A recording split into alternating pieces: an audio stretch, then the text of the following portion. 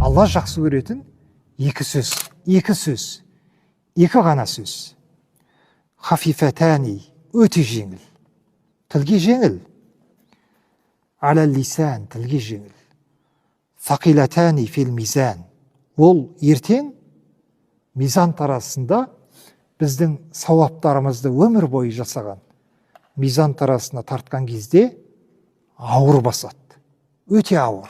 Хабибатани илар рахман. Жаратушыға сүйікті бұл сөз. Жаратушы Құдай жақсы көреді. Бұл қандай сөз? Субханаллахи ва бихамдихи.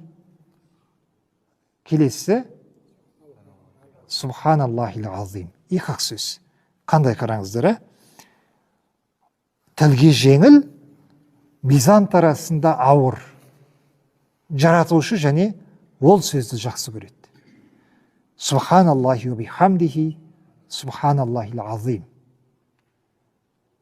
Үйреніп алсақ осы сөзді, күнделікті айтып жүрсек, бос уақытымызда, көлікте жүргенде, біреуді күтіп отырған кезде, амал дәптерімізге тоқтамай сауап кетеді ғой.